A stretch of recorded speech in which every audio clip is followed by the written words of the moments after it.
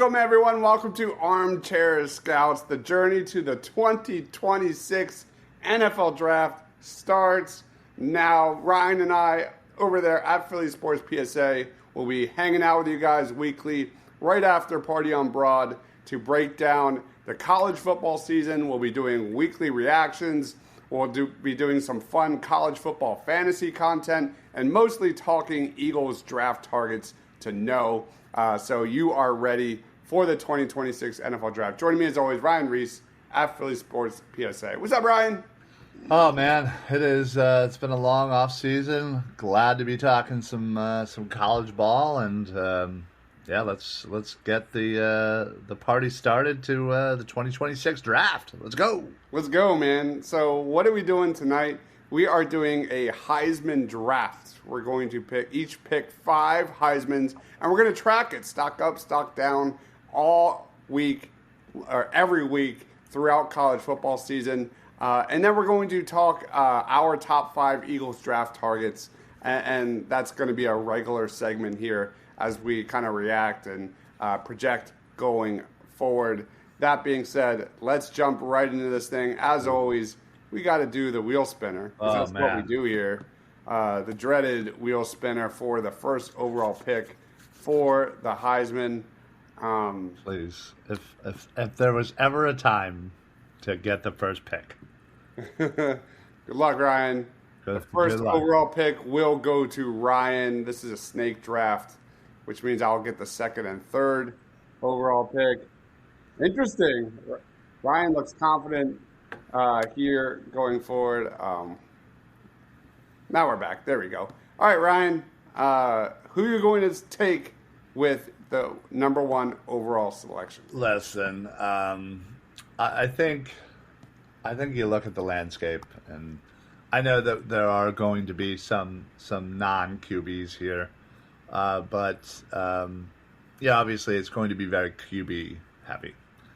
And the biggest name right now in college football is a legacy, and I think has some of the best odds to, if he can put a solid season together.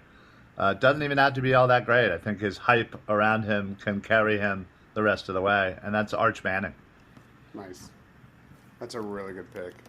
That's where I was going to go as well. Yeah, I kind of figured that was the easy, clear one. Although, don't get me wrong, you're about to take 2 guys here that I'm sure I'm going to kick myself for not having. But Arch Manning's got it all. He's the total prospect. He just needs to put it together for an entire season, of course. But when it comes to his arm strength, he's a gunslinger. The ability to hit tight windows in those intermediate and deep areas. He's a consistently accurate thrower, but don't get me wrong, he's actually a really good athlete as well. He can break loose and really extend move the chains with his legs, and that's definitely an area that we haven't really seen a lot from the Texas Longhorns with Quinn Ewers behind the helm. So really good pick there. Really good pick there with Arch Manning. But I'm going for the W, and I'm going to go with a guy that I've been so critical on these last couple of years, and that's Cade Klubnik. Oh, I was just about to say, man, you hate that guy. I'm not a big fan of his, but, man, Clemson is absolutely loaded this year. Yeah. They're moving on from DJU after the end of the 2022 season. Trying to think of who. I'm pretty sure that's who he replaced, but Cade Klubnik had a really solid, improved 2024 season. 3,600 yards, 36 touchdowns, just 6 picks. Another dual, the dual threat quarterbacks tend to do really well in these things for sure. Again, an excellent athlete, a guy that has quick feet, excels in the RPO game, throws a softball, excels on fade routes, just needs to improve his lower body and be a more consistent passer because his arm strength isn't elite and he can become better at hitting those tight windows. So give me Cade Klubnik. Nice. There's a lot of different routes I can go here, especially. Hoping you leave the door open for me. I'm going with my gut, and it is a quarterback-driven league, and I'm going to stick to quarterback, and I'm going Garrett Nussmeier out of LSU. Is that where you were going? The two guys you just picked would have been absolutely.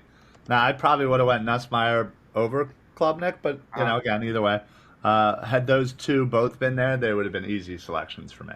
Yeah, I'm banking on Clemson and LSU to have really strong seasons. I really like their squads, especially on defense. But for Garrett Nussmeier, not an elite blue chip quarterback prospect, but you have to love the tight, compact delivery. You have to love the way he commands his offense at the line of scrimmage. Man, this guy's always in total control. His toughness to hang in the pocket and make big throws against pressure. Not an elite athlete, but he's got great touch on his deep ball. Just football IQ off the charts. But yeah, got to call a spade a spade. Doesn't have elite physical tools, and that'll hurt him.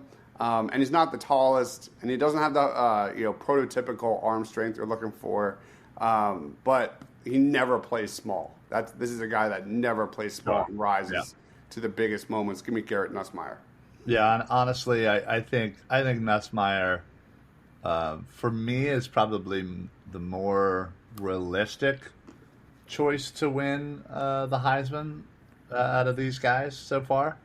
I think Arch Manning certainly has the highest ceiling of potential, and Klubnik certainly, again, has such a loaded team that I think ultimately team success is going to certainly give him a little bit of a bump, as well. So, two really good choices, dang. Yeah. So far, this is chalk. All right, man. Back-to-back picks for you. All right. So I'm going to go with our first non-quarterback. Interesting. Now again, a quarterback or a non-quarterback hasn't won since our very own Devontae Smith, right? Mm-hmm. And before that, there's a long line of great wide receivers. But yeah, Jeremiah Smith of Ohio State, absolute stud. It's anybody. It's funny. I was just talking to a buddy of mine, and we play Dynasty fantasy football, and everybody's loading up for that 2027 fantasy draft to try and get Jeremiah Smith. That's for He's sure. so good, man. So good. Dude, he in terms of deep ball tracking, in terms of yards after the catch, he's elite. Elite as it gets. He's just a pure star. He's got Carnell Tate as his number 2 this year. He doesn't have Emeka Ibuka, who is so good. Yeah, but that's the thing. It's like I feel like for Ohio State, you can always be like, oh, you know what? Oh no, they lost this wide receiver. Oh no, they lost.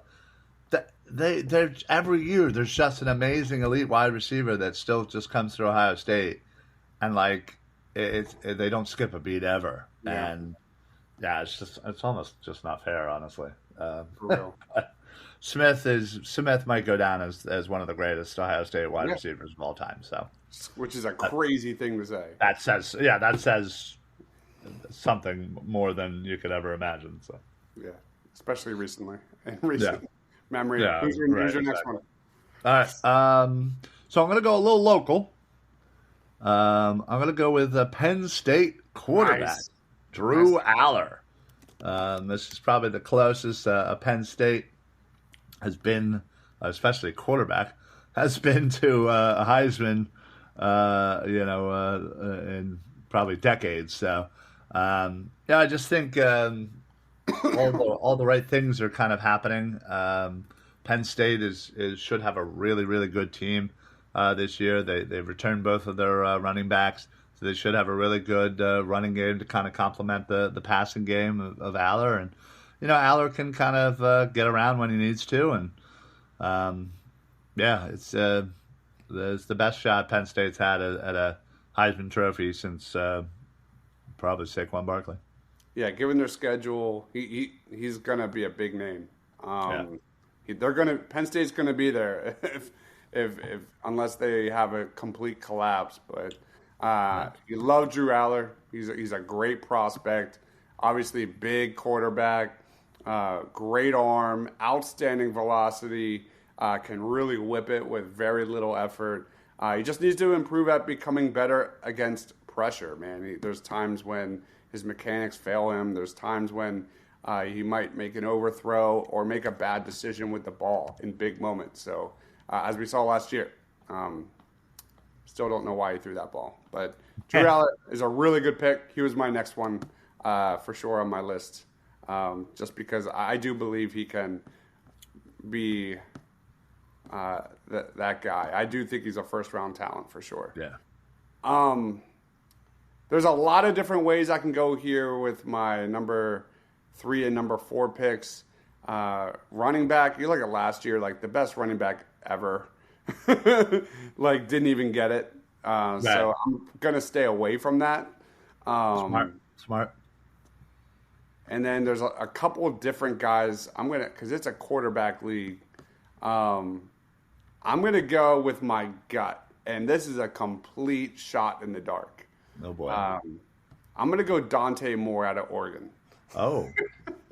Wow. I mean, you were just saying how much you have been kind of turning into this Oregon Ducks fan.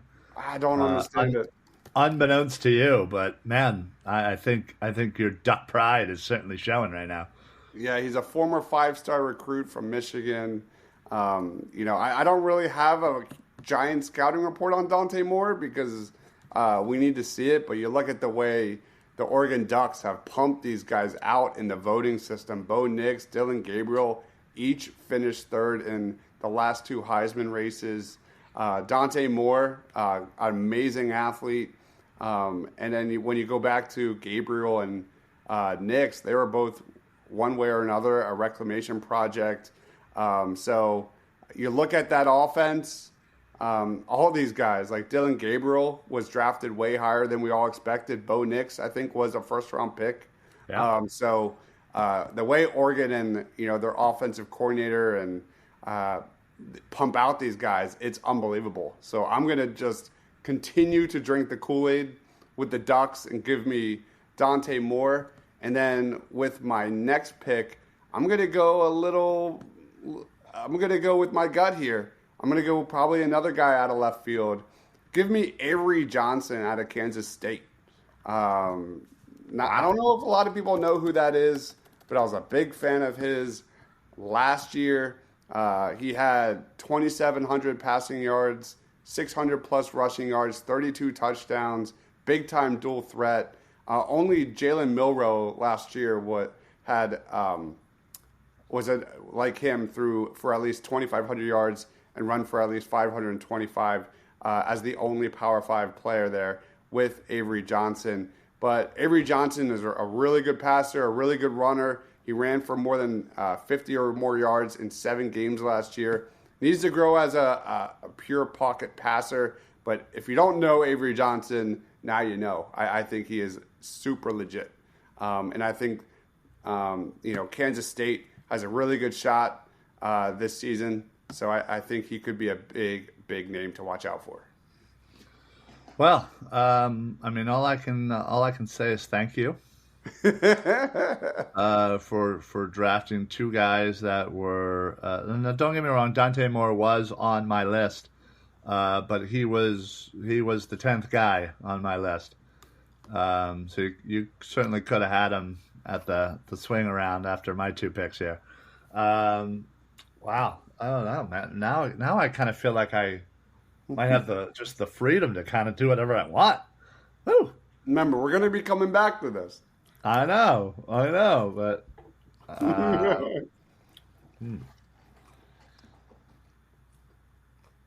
So I'm debating between. Like I already know one guy I want to say, and I was going to use him as my last pick, but he's the only one I know that I want, and I'm between 2 other guys on the other pick. But I'll just go ahead and I will say it. Give me the South Carolina Gamecock, Lenoris Sellers. Dude is primed to just absolutely demolish, in this year. And honestly, I think he has a very, dare I say, Jalen Hurts-esque quality to him. Okay. Dare I say. I just don't believe in South Carolina this year. They lost too much. I get it. But listen, I believe Sellers is going to keep them relevant. His ceiling's wild. Yeah. All right. So.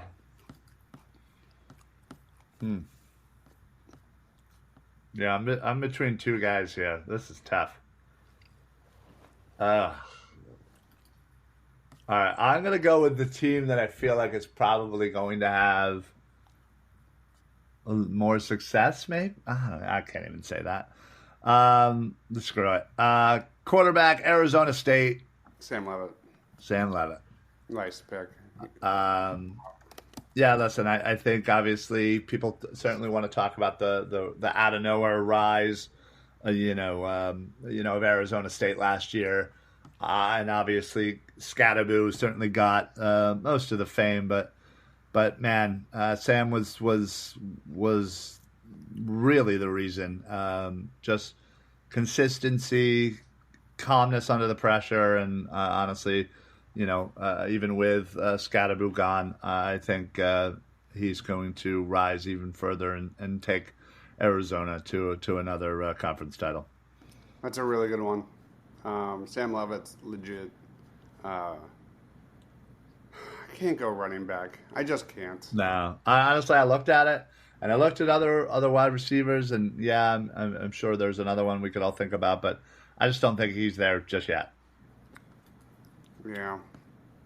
All right. I will go another guy with big time upside.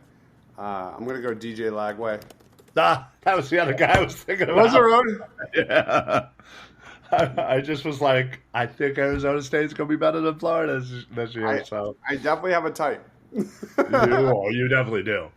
DJ Lagway, 6'3", 239 pounds. He's literally Anthony Richardson, arguably the biggest boomer bust guy in this pool here. Can make major plays with his legs. He's built to dominate the combine and things like that going forward. So DJ Lagway out of Florida. The sky's the limit for him. He just has a lot of variance in terms of what he's going to do in 2025. So that is our Heisman draft. We will be revisiting this week to week. Maybe we'll give each other points and stuff for this. We'll see what happens. But let's jump into our favorite Eagles draft targets to know. Do you want to go first or second? Why don't you go first? All right. We're talking Eagles draft targets. Let's stick with edge because I think obviously the Eagles love to commit to the defensive line. And the guy that I really like is Keldrick Falk. I'm going to pull up his thing here. I made some fancy graphs. Riverside is a lot more difficult to do this. Yeah. I don't like it. It's the accessibility is just not at your fingertips like normal. Yep. Brett Eclipse chimes in. Can't wait to begin our annual tradition of naming a hypothetical Lane Johnson successor. Oh, I love it. We've been not us. We have been pumping those, but this one might be the year, honestly. It might be. I gotta say, I don't usually read into signs, but Madden just kicked off, recently, and after the first season in Madden, Lane Johnson retired. So, oh really? Scared me a little bit. Not gonna lie. All right, we're leading off with Keldrick Falk, 6'6", 288-pound junior. If you love traits, this is your guy. Big man power, great athleticism. Not only does he look the part, but he plays the part. Elite length and power in his hands. When it comes to alignment, man, this guy can do it all. He's also excellent in the run game. A guy that can stack, shed, and finish. He had 45 pressures and 7 sacks in 2024. And just a great traits guy that I think is going to blow up throughout the draft process. Eerily similar to a guy like Michael Williams, but Falk has got a ton more production on the field than Michael. And better yet, Falk won't turn 20 years old until September, which is a huge plus when we're talking about guys like this. So I just love his versatility. He can be a nose, he can be a wide 9, he can play any technique in between. Just fits the Eagles' defense. So give me Keldrick Falk to lead us off, man. Very nice. Yep. All right. Well, it wouldn't be a show talking about draft prospects if I didn't talk about tight ends. It's been a cause of concern for me, especially now with all the Dallas Goedert drama that was this offseason. I like to take big swings, and I like to draft me some tight ends early. So I'm looking at Ohio State tight end Max Clare. Right? Assuming it's Clare.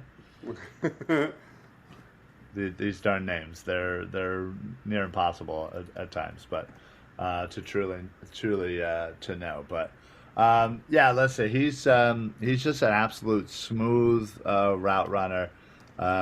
He gets out there. It's so effortless. He's got great speed. It's a little bit. It's a bit deceptive in a way. He's great at shaking off linebackers, safeties. It does not matter. He's got great hands. Catches the ball at the top of the route, and just comes down with pretty much every catch. High points it. He actually used to be a quarterback, so he kind of has a nice field awareness. That one former quarterback would have, but and just in the red zone, he's just an absolute monster, jump balls and everything. So I think this guy is going to absolutely blow up for Ohio State this year, and listen, I think back end pick 32 has a nice ring to Max here. With the Eagles grabbing a tight end early. We need it. Love it. It's a weird year at tight end. Not a little bit. Stars coming out. Yeah. You're right. It's not sure. We had two tight ends go super early for tight ends. That is first kind of top half of the first round this year, but maybe one or two sneaks in to the back end, but there are a lot of solid choices, that's for sure. Yep. Moving forward, let's talk about T.J. Parker, another one of the guys from Clemson that are just – that D-line is just absolutely loaded. It's crazy, but he's got great body control. He can win with both speed and power. He's an excellent pass rusher. His moves have moves. His pass rush repertoire is off the charts, whereas the first one, Keldrick Falk, he needs to kind of expand his pass rush repertoire. T.J. Parker's already got it. Once he's able to turn the edge, man, this guy hunts quarterbacks. He's got an explosive first step, strong enough to penetrate the middle, huge motor, fast, active hands. He just needs to prove against the run. That's what we're watching for in 2025. A big-time prospect. I think it could be a top 10, top 15 pick if all said and done. If Clemson's defense plays as well as I think. But since he's gotten to Clemson, man, this guy's been a star. He was a freshman All-American in 2023. He followed that up with 19.5 tackles for loss, 11 sacks, a school record 6 forced fumbles last year. And we'll see what he's got this year. So T.J. Parker's the real deal. Yep. Very nice. Well, I'm glad you went Clemson there, because I am going to follow up with another Clemson D lineman, because I feel like they have about 30 dudes on that defensive line that you could Yeah, probably that's so pick good. from. But I'm going to go with a guy that projects to be a little bit more interior guy, and that's Peter Woods. He's kind of your nose tackle, D tackle, but he did play a little on the edge there for Clemson. This guy was also a freshman All American. Had really good pressure rate, getting to the quarterback. Great bunch of tackles for loss his last couple of seasons. Only 3 sacks, but again, he's kind of a projected to be more of a bigger guy. Great in the run game. This is a guy that I kind of think that should Jordan Davis move on after this year, he'd be a great guy to kind of just slip right in there and move forward. With that defensive line for the Philadelphia Eagles. Yeah, it's just a guy that I don't know. I don't think you can kind of go wrong with anybody on that Clemson line. But he's super explosive off the snap. Great athlete. You can tell he's just really fluid and solid with his movements. He's got violent hands, as they say. But the fact that he's versatile, you can play pretty much anywhere on the defensive line, as it stands right now. And his run game, he that's where he kind of shines. So, Yeah. again, I went this route strictly for Jordan Davis replacement.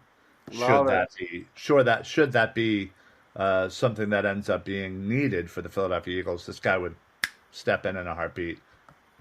Nothing, no loss there. Smart. Really smart. Peter Woods is legit. Really, really, first round prospect all the way. And I'm going to go back to back Oregon guys. Shocking. Shocking. Leading off with Mateo. Here we go. Uwe Ungalele, the brother of DJU, who played pretty well in his preseason game the other day. But this guy's 6'5", 207. I think this guy's underrated. He was rated number 33 in the preseason poll in terms of best player in college football. Dude, he's relentless. When it comes to physicality and motor, and a guy that just never takes a play off, Mateo is relentless. And he's coming off a season where he recorded 10 quarterback sacks, leading the Big Ten Conference. First team All Big Ten as a true sophomore. Kind of that prospect similar to JT Tuimoloau. Not an elite. Doesn't have elite quickness off the line of scrimmage. Doesn't have elite get off. But he's so good in all the other areas. Great length. Good athleticism. Good against the run. Needs to improve his first step quickness. But, man, this is a dangerous edge rusher. And if you remember, I was one of the biggest fans of Derek Harmon and Jordan Birch from last year. I raved about those guys all year. And you saw what Harmon and Birch go really high. I think they all went top 100. And and Jamari Caldwell went really high too. And I think Mateo Uiagalelei could be the highest one picked out of all that bunch. So definitely a name to watch. This guy is super dominant. He was the 4th pass rusher, edge rusher on that defense last year, and I think his upside is really top notch. Nice. Yeah. Clearly, we got to watch out for you're going to be starting to wear some Oregon Ducks gear. Quack, quack, quack, Mr. Ducksworth. There you go. Well, listen, you can wear that. I'll wear my Pitt stuff, and we'll call it a day. But I never stay up to watch. that's also a problem with anybody on the West Coast. That's why everybody knows me. I'm gonna sleep by 9 at the right. Yeah, that's why I stick with East Coast teams, man. I can't be doing that staying up late crap. Nope. All right, my next guy. I am going to go to the offensive side of the ball. I'm going to actually go with a wide receiver. I am going to go with Washington wide receiver Denzel Boston. Nice. Yeah, this is a guy that kind of emerged a bit last year as Washington's go-to guy. He played started in all 13 games, 63 catches, 807 yards, 9 touchdowns, including back-to-back 120-yard performance and 2 touchdowns in games against Northwestern and Rutgers last year. He just creates natural separation. He's also 6'4". So I personally love a good tall wide receiver. So he's an absolute just anything you throw the ball up, he's going to come down with it. Not only does he already have the height advantage, but he can absolutely jump up there and absolutely grab anything using his body, his frame, in just such a powerful way that he doesn't need to consistently high point a ball to know he's coming down with it, but the fact that he still does anyway. He's red zone guy as well, who can absolutely be everything that one would want in a red zone target. But yeah, he certainly has a bit of kind of a lack of burst off the line, so it takes him a little bit to get going. But and his change of direction still needs a little bit of work. But again, he's still young, he's still developing, and I think another season at Washington, could be a guy that add to this Eagles bevy of weapons. Because again, I know that Howie's got to start thinking of the next line in wide receivers for this Philadelphia Eagles team. So that's a good one.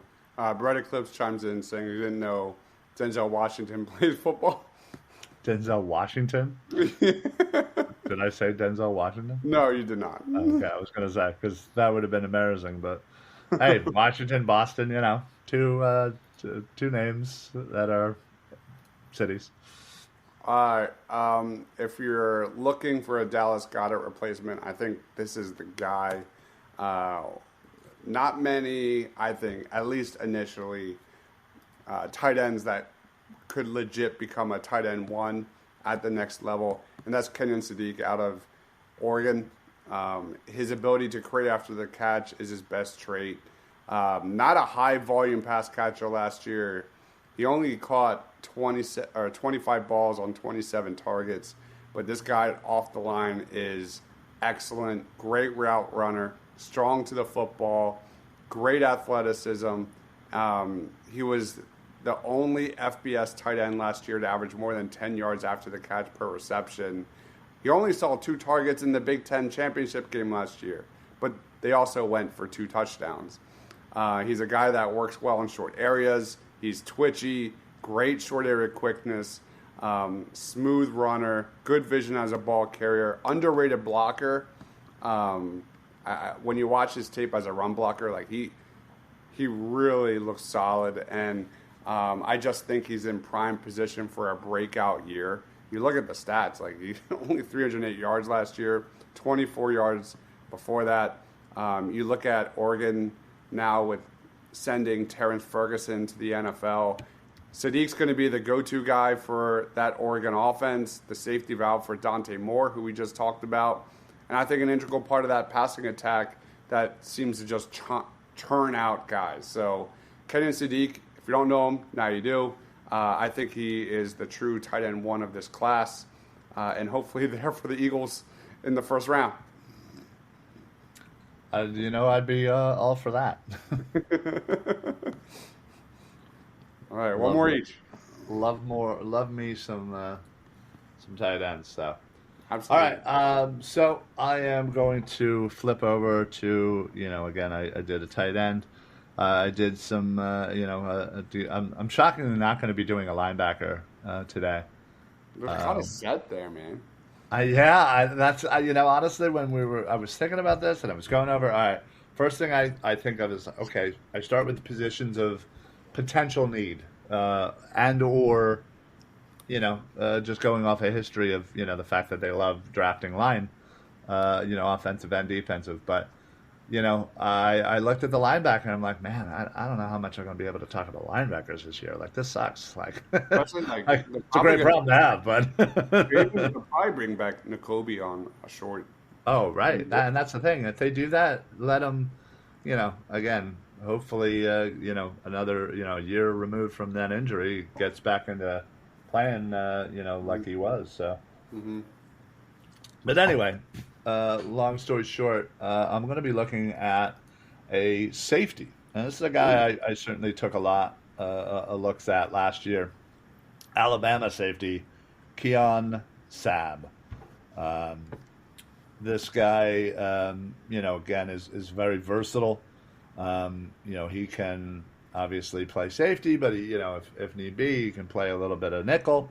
He's the guy that can kind of, play all over. That versatility is certainly something Howie absolutely loves.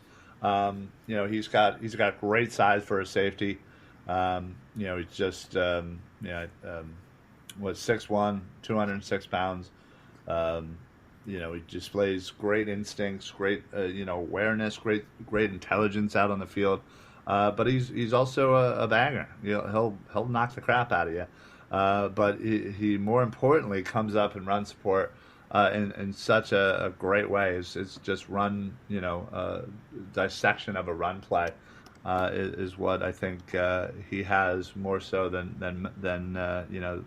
most people in the college football safety class. So, and he also has pretty good ability to kind of evade blockers, but he's also, his coverage skills is certainly above average. Certainly, you'd want him to be a little bit more refined, but I don't know. I just really enjoy his play out there for Alabama, and I think he could be, a guy that gets drafted. And again, I think the safety position, even though we did, obviously draft Makuba, it's still a lot up in the air. I mean, Reed Blankenship is a free agent after this year, so need to get some youth. He's definitely a guy we've been watching for a while. Yeah. It's his turn to kind of come into his own for Alabama. Yeah, and that I think that's an important thing to kind of realize when you're looking at some of these prospects. It's a lot of this is projection and just being like, okay, is this person going to take that next step? Because you've seen either flashes or the ability to play at a high level. Can they do it consistently? Can they take that next step? So, yep. All right. The last guy I want to talk about is a guy that I absolutely love, Ryan. Really fun dude. It's Jermon McCoy out of Tennessee. If you're looking for a starting cornerback opposite Quinyon Mitchell, this guy is really, really interesting. He's a well-rounded prospect. Solid size, speed athlete, great physicality, instincts, and ball skills. He knows how to play press, but really good in coverage. Lots of twitch, which we know the Eagles love in their cornerbacks. He's one of the best, arguably the best tackling DBs in this draft. When it comes to improvements, he's just got to stay healthy, man. That's been the number one issue for this dude. He started all 13 games last year, but suffered an ACL tear in January while training. And he underwent surgery, so we don't really know what his status is for 2025 right now. The good news is he has been a limited participant in practice this week. So hopefully, that he's, kind of on the mend and close to returning to the field, because when he's on the field, this dude is an elite talent. And most notably, he's just an elite athlete.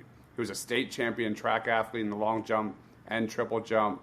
And ironically, he was overlooked as a football recruit, No FBS schools in Texas gave him an offer. He signed with Oregon State, led the team in passes defended as a true freshman. Then he transferred to Knoxville before last year, put together an All-American 2024 season, leading the team in passes defended, interceptions, finished third in tackles. The guy's a baller. And if he makes a complete recovery, this guy has first-round pick all over him. So get to know Jerron McCoy, one of my favorite guys in this draft. Yeah, it's a shame. When did he get injured? It was January. This It was not even during the season. It was during the offseason. Yeah, so he's pretty much, I assume, out for the year, right?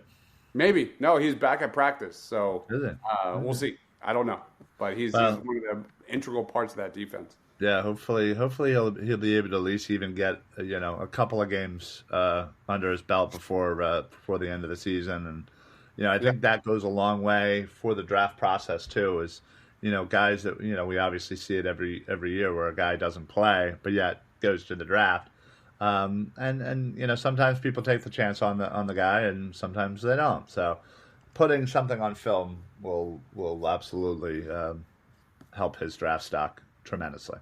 Yeah, no doubt. Do you have one more? Or are we good? Didn't I do? Did you do 10? I wasn't counting. I think I did. Yeah, I thought. Okay. I don't know. All right, so there is. Now you're making me like recounting and think. All right, there's our guys to know. We'll probably do another one of these next week. Not to really talk a lot about, the week 0, as they call it, whatever. The right. List of games, August 23rd. Isn't that great? But the week after that has some bangers. That's when the real show will start with previews and reactions and some fun games where I'm going to just destroy Ryan. And so maybe we'll do this again next week. We'll get a list together of some more names to know, right?